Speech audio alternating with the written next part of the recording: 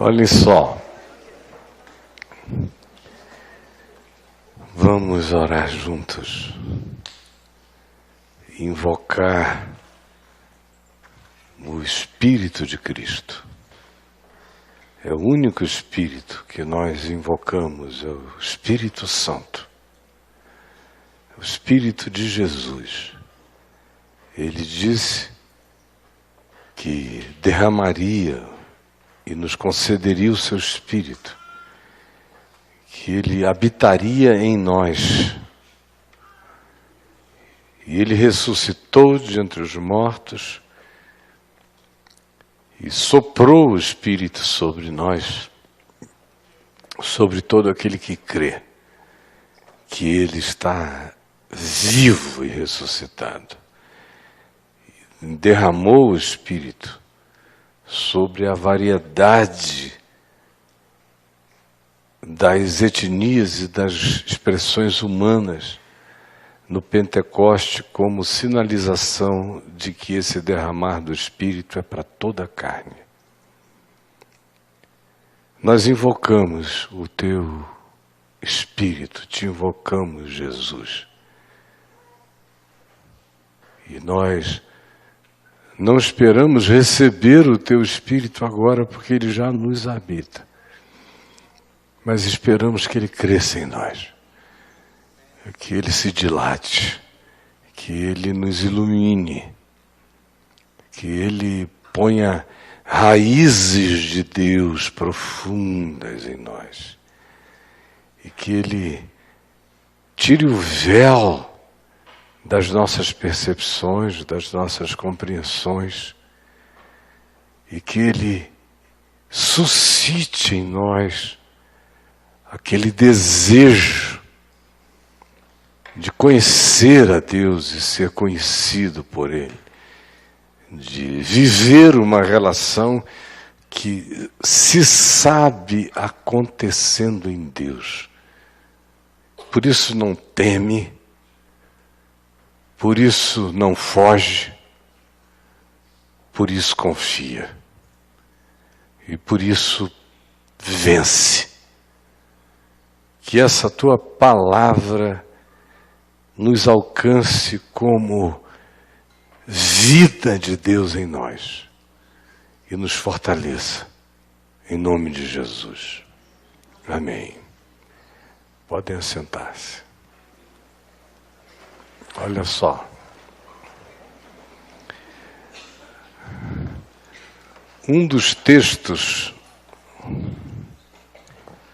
mais chocantes do Evangelho e que normalmente é evitado na sua aplicação mais ampla, ele é objeto de uma aceitação espontânea e natural quando se trata da descrição óbvia e escorreita dele. Mas as implicações raramente são acolhidas pelas pessoas. É um texto que, de tanto ser lido e contado, é quase uma história para ninar. Está em Marcos, no capítulo 2, e diz assim: dias depois entrou Jesus de novo em Cafarnaum, e logo espalhou-se a notícia de que ele estava em casa. Então muitos afluíram para ali, tantos que nem mesmo junto à porta eles achavam lugar para estar. E Jesus lhes anunciava o Evangelho. Alguns foram ter com ele, conduzindo um paralítico levado por 4 amigos. E não podendo aproximar-se de onde Jesus estava por causa da multidão, descobriram o telhado exatamente no ponto correspondente ao em que estava Jesus e fizeram uma abertura. E por ela baixaram o leito em que jazia o amigo deles, doente, paralítico. vendo-lhes a fé de todos, dos amigos e do homem, vendo-lhes a fé, a coragem dela, a ação totalmente politicamente incorreta, Jesus disse ao paralítico, baixado e agora diante dele: Filho, os teus pecados estão perdoados. Mas alguns dos doutores da lei, dos teólogos, que estavam ali assentados, razoavam nos seus corações e diziam: por que fala ele desse modo? Isto é blasfêmia. Quem pode perdoar pecados senão um só, que é Deus? E Jesus, percebendo logo, por seu espírito mesmo, que eles assim pensavam, arrazoavam e gritavam nos seus pensamentos, disse-lhes: por que arrazoais a razão dessa maldade sobre estas coisas nos vossos corações? Qual é mais fácil?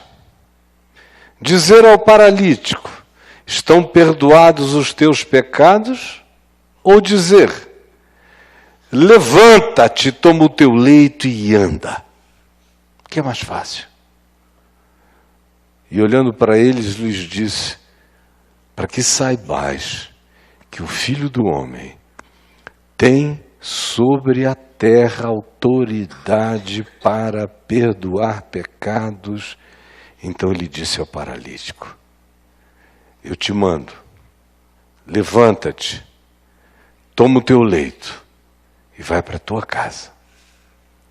Então ele se levantou e no mesmo instante, tomando o leito, retirou-se à vista de todos, perplexos, a ponto de se admirarem e darem glória a Deus, dizendo: jamais vimos coisa assim. Homem perdoando homem. Esse é o problema. A religião não pode conceber essa ideia de que o homem perdoe o homem, perdoe os pecados do homem. Você lê 2000 anos depois e fica dizendo: mas quem falou isso também, né? Ressuscitou de entre os mortos.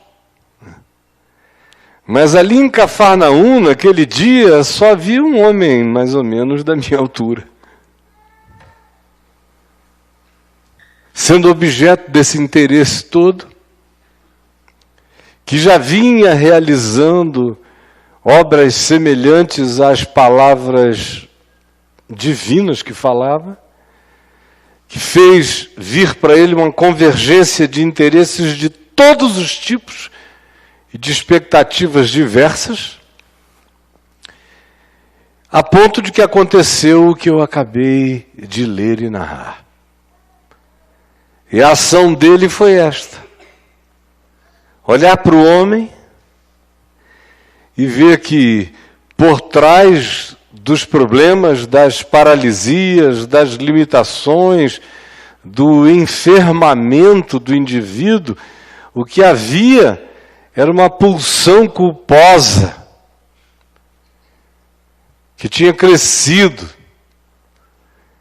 que tinha se somatizado no curso de anos e anos e anos de culpa recorrente, angustiosa, e que acabou debilitando, diminuindo, paralisando, condicionando definitivamente a vida do homem, que apesar disso tudo era objeto do amor de algumas pessoas, que por ele cometeram esse ato de invasão da propriedade privada, de destelhamento de um telhado, de quebra de todos os protocolos relacionais e faz o homem baixar até o lugar onde Jesus estava. E Jesus fica tomado de uma alegria divina de perdoar, de curar, de realizar o bem. E se diz, vendo-lhes a fé. Percebendo a fé, o conjunto, a sinfonia daquela esperança, olhou para o homem e disse, filho, estão perdoados os teus pecados. Aí a religião se levantou na hora. Se fosse ali num puteiro, ninguém ia dizer nada. Sério, porque prostitutas vos precedem no reino de Deus também por isso. Também por isso. Todo mundo está precisando de perdão. Quem quer que chegasse dizendo, estão perdoados os teus pecados, quer dizer, obrigado. Mas assim, com fariseu presente, com escriba, com religioso, com doutrinação, quem pode perdoar, quem não pode perdoar, doutrinas de perdão. Aí o que Jesus está fazendo é absolutamente absurdo. Porque ele não é ninguém, a não ser um homem de 30 e poucos anos, que cresceu em Nazaré e agora bombava por aí. Mas era um homem. E ele mesmo se trata assim.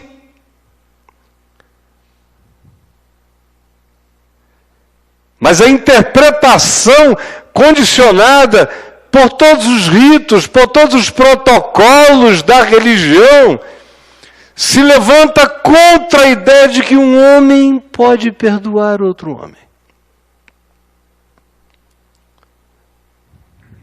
Perdoar mesmo. Não apenas um perdão tópico. É de você que ficou zangado comigo e me deu uma banda ali fora. Pá! Eu posso te perdoar isso. A força do mandamento que me manda te perdoar. Mas é mais do que isso. Eu posso te perdoar mesmo, não apenas topicamente, eu posso olhar para ti com o amor de Deus em mim e dizer, estão perdoados os teus pecados. Agora, isso é heresia.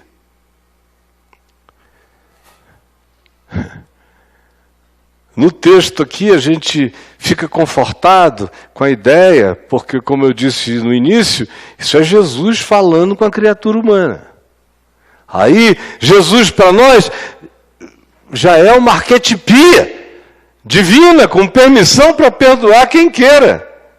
Mas ali em Cafarnaum, a visibilização horizontal e imediata era de um homem olhando para um outro homem dizendo, estão perdoados os teus pecados. Foi contra essa atitude refratária que Jesus se levantou. Desse pessoal que disse, é um absurdo um homem perdoar outro homem. Só Deus pode perdoar pecados. E Jesus então disse, escutem, olha aqui para mim. Vamos simplificar essa história. O que é mais fácil? Dizer a este homem, estão perdoados os teus pecados, ou dizer a ele, como eu vou dizer agora, levanta, toma o teu leito e vai para a tua casa. E o homem na mesma hora se viu curado, levantou-se e foi para a sua casa, e a estupefação ficou densa no lugar. E Jesus faz questão de dizer, ora, para que saibais que o Filho do Homem tem sobre a terra autoridade para perdoar pecados, eu o curo.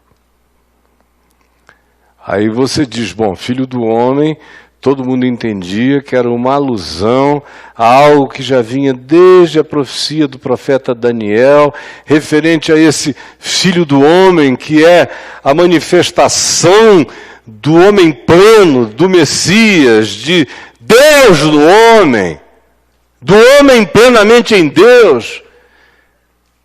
Mas, ali em Cafarnaum, essa afirmação era ainda mais blasfema. Essa evocação desse significado para ele mesmo era mais blasfema ainda do que dizer estão perdoados os teus pecados. Era dizer que ele era o Filho do Homem. Aí você diz, bom, então está tudo como sempre, não é? Só Deus, só um que pode perdoar pecados, que é Deus. E Jesus é Deus, o Filho do Homem é uma manifestação messiânica de Deus, é uma arquetipia que compõe a divindade, logo, os escribas estavam com a razão. Tinha que obedecer às doutrinas, falar com Deus para receber perdão de pecados. Agora, o interessante é que, de fato, o que está acontecendo aqui é muito mais amplo do que isso. O que se está dando aqui é, de fato, autoridade em amor para se perdoar pessoas. Aí você diz, aqui em João, bem na frente, no capítulo 20, quando Jesus ressuscita de entre os mortos e se manifesta aos seus discípulos, uma das coisas que ele diz assim que a eles se apresenta é exatamente isto. E vindo sobre eles, lhes disse exatamente destas maneiras, eu vos envio, João 20, verso 21, assim como o Pai me enviou, eu também vos envio. E havendo dito isto, soprou sobre eles e disse-lhes, recebei o Espírito Santo. Se de alguns perdoardes o pecados, são-lhes perdoados. Ele está falando com gente, falando comigo, falando contigo, falando com discípulos. Ou você acha que aquela era uma prerrogativa para aquele grupo único e especial, conforme diz a Igreja Católica, que dali foi se transferindo para os herdeiros desse apostolado, de modo que só os profissionais do apostolado é que têm poder de perdoar pecados? É claro que não.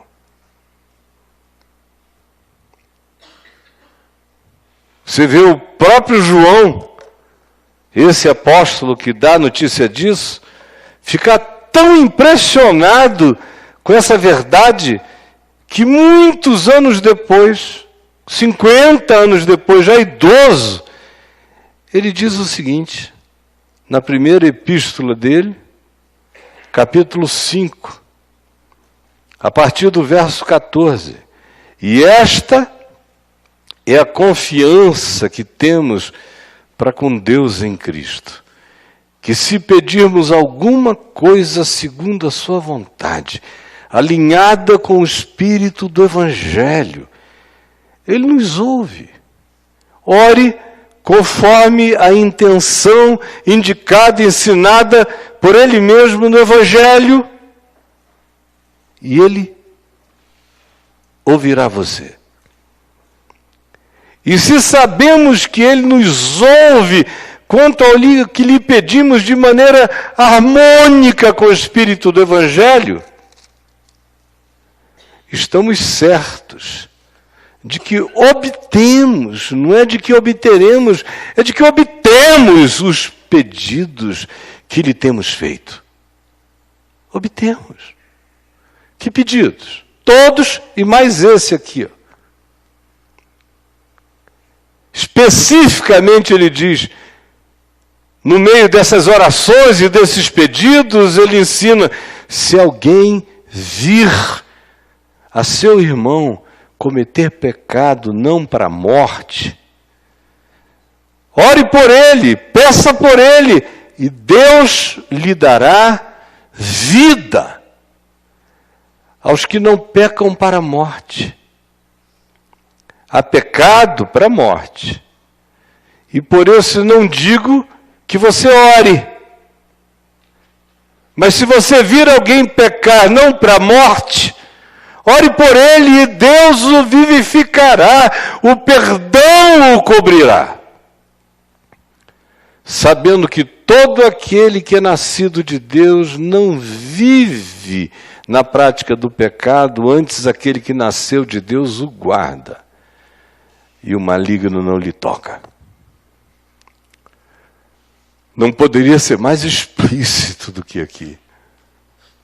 A sequência é: o Filho do Homem perdoa pecados.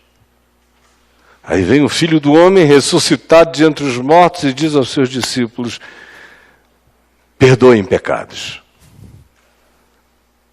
Eu os enviei como o Pai me enviou. Perdoem pecados. Se perdoardes, serão perdoados. Aí vem o próprio apóstolo João e diz o que acabamos de ler. Se você vir, se a sua mente está alinhada com a compreensão do Evangelho, você vir o seu irmão cometer pecados, rogue por ele, o Senhor Deus o vivificará. Temos certeza disso, obtemos isso. Se o nosso espírito está harmonizado com o amor de Deus, segundo Jesus, peça com a certeza de que os pecados estão perdoados. Você já obteve isso. Aí aqui tem essa afirmação: pecados que não sejam para a morte. Por esses eu vos digo que nem oreis. Que pecados são esses? O próprio João esclarece. É a deliberação de existir num estado de transgressão. Consciente, lúcida.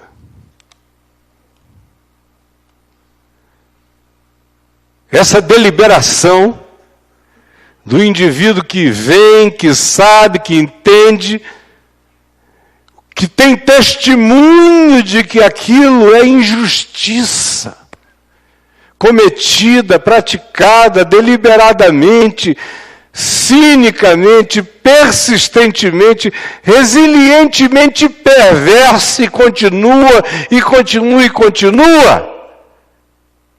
Esse está pecando para a morte, escolhendo a morte. E tanto mais quanto ele seja consciente disso, e tanto mais quanto seja uma deliberação perversa,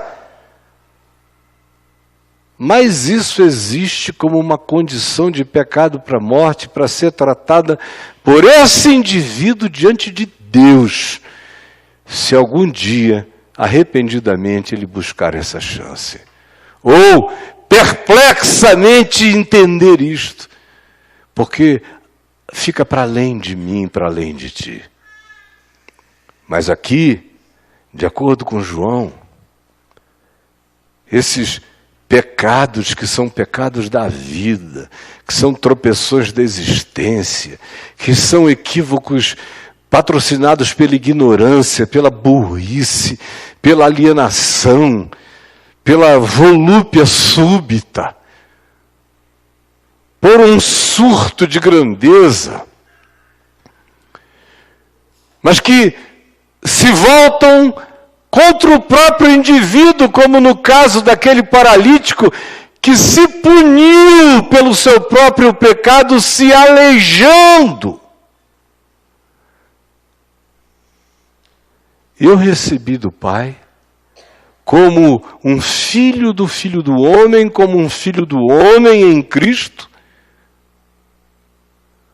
o poder de dizer, e eu digo com paz, digo com alegria, digo com uma convicção esmagadora, concreta, é algo meu em Cristo. É um privilégio. Privilégio do amor. Privilégio da bondade. Privilégio da solidariedade, da empatia. Privilégio de quem já conheceu todas as formas de perdão em Cristo, em Deus, que fica tão impregnado dessa graça, desse amor, que não titubeia quando discerne a miséria, a dor, a angústia, a culpa, a neurose culposa, a aflição, o sentimento de perda de vida, que se volta contra a pessoa e a pune, os arrependimentos que não foram concluídos como descanso da fé em Deus, que traz o alívio do perdão. Antes, não sendo assim, é apenas uma recorrência de culpa que nunca para. A esses, eu digo, perdoados estão os teus pecados. E eu vejo nos olhos dela, de milhares deles e delas, desde há muitos anos atrás, a mesma manifestação do Evangelho, como se o próprio Jesus estivesse olhando nos olhos do irmão e dizendo: estão perdoados os teus pecados. Ou, vendo isto acontecer, e vendo que não é deliberação mordaz, perversa, comprometida com o mal, mas ao contrário, é a loucura de existir sem Deus no mundo, ignorantemente. Eu não hesito nunca, em mesmo à distância, às vezes vendo televisão, vendo uma miséria, eu digo na minha mente: estão perdoados os teus pecados. Digo na rua, digo onde eu chego. Quando é preciso, eu digo de modo audível, olhando nos olhos. Mas às vezes é como João diz aqui: eu vejo só. E no meu coração eu oro e sei que aquele que soprou o Espírito Santo sobre mim e disse: se você perdoar pecados, eles serão perdoados, pecados não para a morte. Ah, eu exerço esse sacerdócio intercessório no Evangelho, em Cristo Jesus, todo dia onde eu vou, seja de maneira audível, seja de maneira silente. Mas essa é uma autoridade que Deus deu ao Filho do Homem sobre a terra para perdoar pecados. Eu sou chamado a perdoar todo dia. Eu não sei por que a surpresa. Sabe qual é a surpresa? É que a gente acha que o único perdão que a gente pode oferecer é quando a pessoa nos ofende. Aí, num ato de grandeza generosa, eu perdoo o pecado dele para comigo. Mas eu vou andando dizendo assim: Senhor, eu fiz a minha parte. No que me diz respeito, perdoei. Agora, contigo eu não sei, né? Como é que o bicho vai pegar? Tem até gente que perdoa o cara que é para Deus não perdoar. Que é para acumular maldade sobre a pessoa, é aquele perdão de acumulação de iniquidade sobre o outro. Quanto mais eu perdoo, mais ele vai se ferrar. Ah, minha gente, todos nós aqui conhecemos como isso funciona na miséria do nosso coração.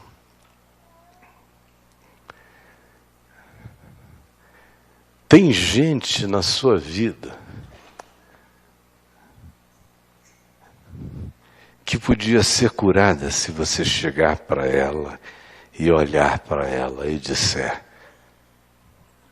vendo-lhe a fé, o desejo, a necessidade, a busca expressa, vendo a vontade, a avidez para que algo aconteça, vendo essa disposição da pessoa de destelhar situações para se colocar na possibilidade de ver e ser visto.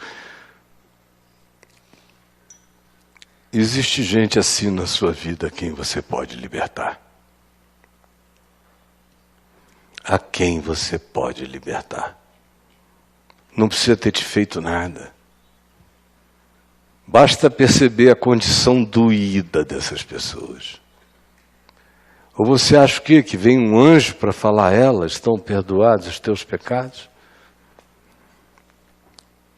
Ou a gente tem que apenas anunciar como Deus em Cristo levou o pecado de todo homem e ficar esperando que a pessoa entenda, ou você mesmo não consegue ter a coragem de se fazer irmão, homem do homem, filho do homem para os homens, e filho de Deus na terra. Jesus disse, assim como o Pai me enviou, eu também vos envio. E Ele andou por aí perdoando pecados. Por que você não faz o mesmo? Especialmente quanto a esses que são arriados na sua frente. E que só verão a Deus em você. Só verão Cristo em ti. Só ouvirão a palavra perdoadora de Deus se ela vier com essa autoridade do amor, da compaixão e da misericórdia. Mas, como disse João, desde que não seja a tentativa de perdoar o cínico, deliberado, perverso e contínuo na sua maldade.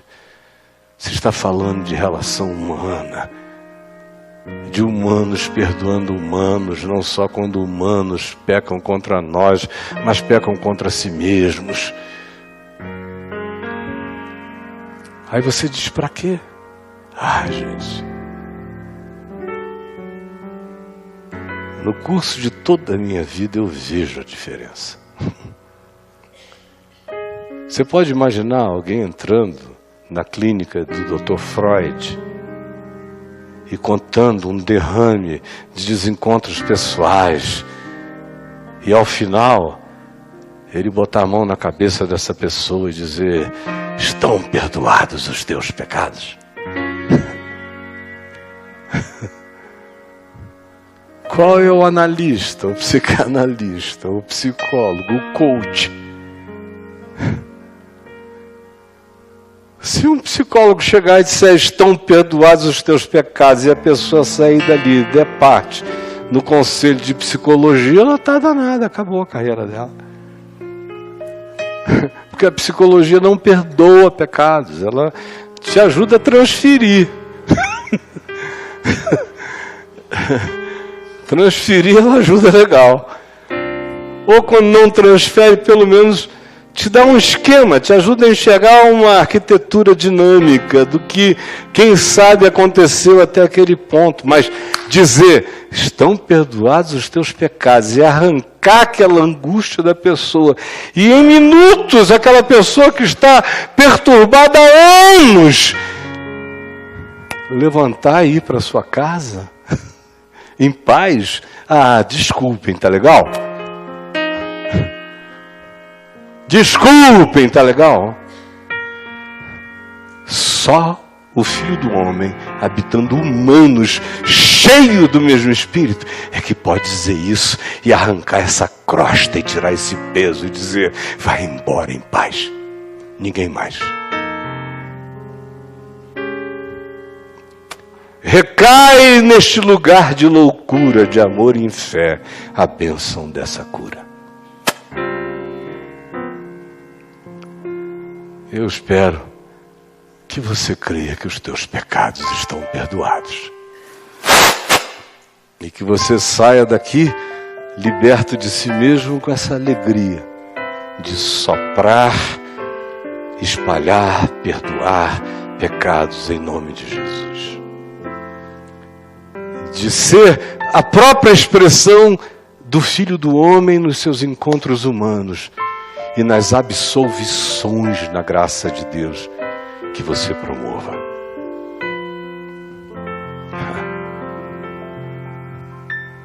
A revolução está aí.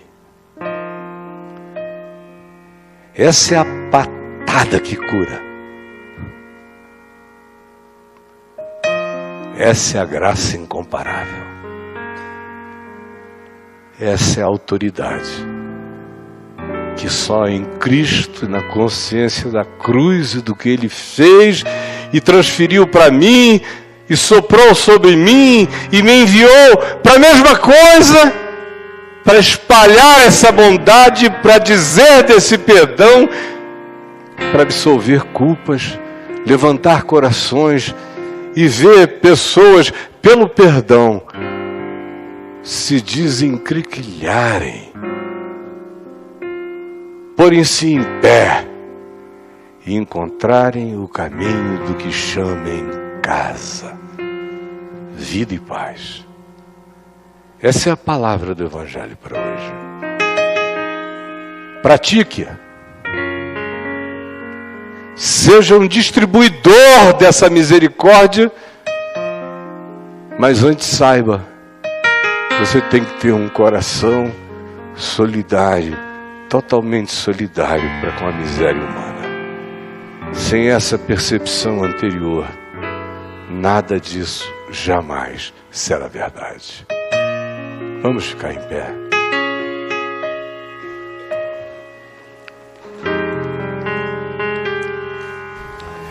Mas são tantas as histórias. Meu Deus. Eu me lembro, no meio de milhares, de uma chocante. Eu encontrei em Niterói, no ano de 78, eu creio, numa reunião, num movimento chamado S8, tinha sido fundado pelo Dr. Jeremias Fontes, que fora governador do estado do Rio, e que após ser governador, lidou com a realidade de que boa parte dos seus filhos começaram a tomar muita droga, anos 70. E ele, na intenção de ajudá-los, começou uma reunião para jovens que virou um movimento enorme, do qual no início só não participavam os filhos dele. Ninguém quis ir, mas os amigos foram e iniciou um movimento lindo, grande, profundo. E sempre que eu estava no Rio, nesse tempo eu ainda era pastor em Manaus, eles me convidavam para ir pregar lá. E num desses dias eu acabei de pregar, eu creio que foi o Dr. Jeremias que me chamou num canto e falou: olha aqui, meu irmão, a gente está aqui com uma menina que é um caso de endemoniamento que a gente está orando com ela há meses e não há resultado. Você não quer levar ela para Manaus com você, não? Bom, isso era normal na minha vida. Hoje eu não faço mais isso porque eu estou meio velho e cansado. Mas eu fiz isso centenas de vezes. E aí eu olhei para ela, uma menina baixinha, ela parecia uma mortiça. Ela faria bem o chamado 1, chamado 2, o negócio dessa, aquela lambiscona. Ela era uma mortiça com aquele cabelo assim. Aí eu falei, tá bom, vamos lá para casa. Aí botei ela no avião, levei-a comigo. E ela morou com a gente no primeiro momento. E aí, aliás, foi em 77. Eu tive que passar quase o ano inteiro em Portugal e deixei na casa dos meus pais, que também eram mais do que acostumados a isso. Aliás, eu aprendi com eles. Aí deixei lá. Quando eu voltei no final do ano de Israel e da Europa, a minha mãe me disse: meu filho, você não sabe o que você deixou aqui. Aí eu disse: por quê, mãe? Meu filho, ela chora sangue. Chora aos prantos, sangue, sangue, sangue.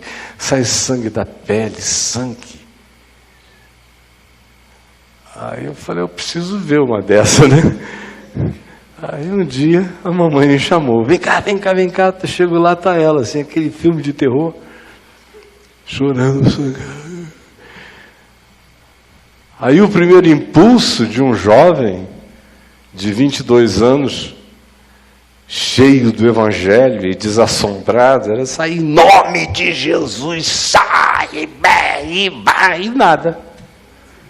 Acostumada a expulsar demônio todo dia, era bem, os bichos bang, iam embora na hora. Agora não, nada, ela chorando de sangue, me olhando.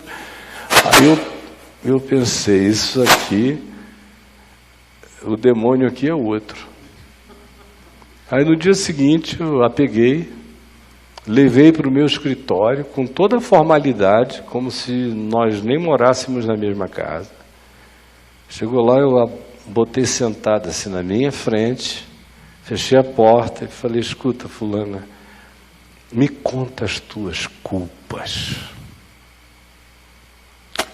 Ela foi ficando mais pálida ainda e me contou que, bem adolescente, ela fora entregue a um convento no qual ela foi abusada praticamente todos os dias por algumas madres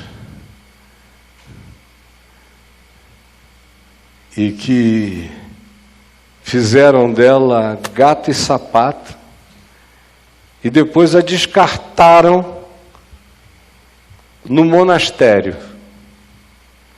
E aí os padres, vários deles, mandaram ver na bichinha. Anos. Ela foi até aos 30 e tantos anos lá, vivendo isso, em cujo tempo ela teve uma quantidade enorme de filhos que foram abortados. Até que chegou um deles, um dos filhos, de um dos padres mais importantes lá, que disse: ela, dá teu jeito logo, porque você está demorando, a barriga está começando a crescer. E ela foi ficando angustiada e foi amarrando a barriga, prendendo, até que descobriram. E a ordem foi: arranca ele de ti. E ela foi para o banheiro e expulsou esse filho de dentro dela. Só que o neném nasceu vivo. E ela então o sufocou até matá-lo. Depois o embrulhou num pano e jogou fora.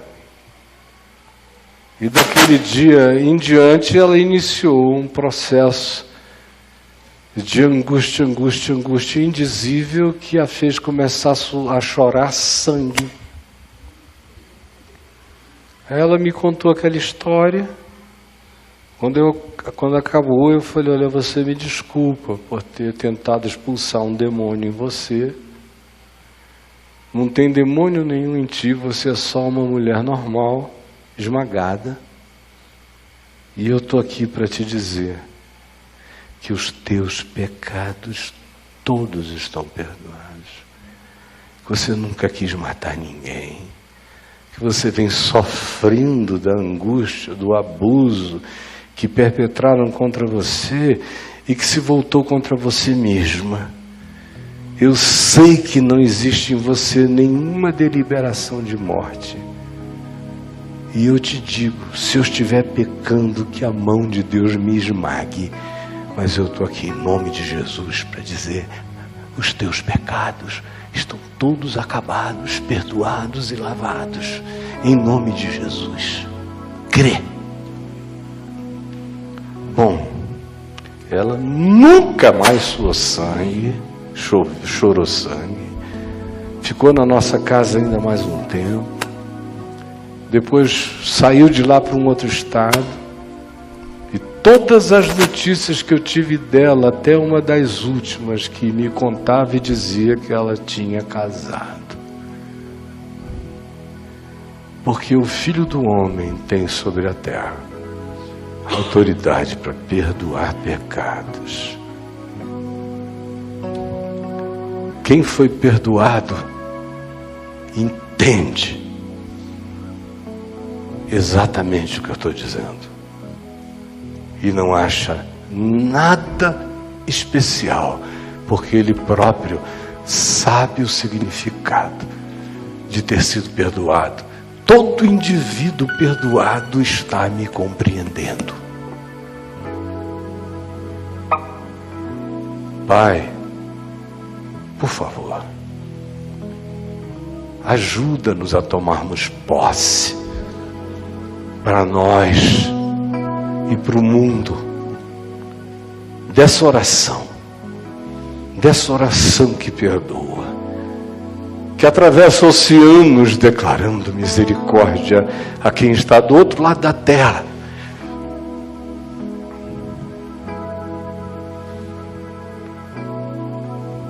Que perdoa presos e que perdoa livres, que perdoa miseráveis e que perdoa miseráveis que não sabem a profundidade da sua própria miséria.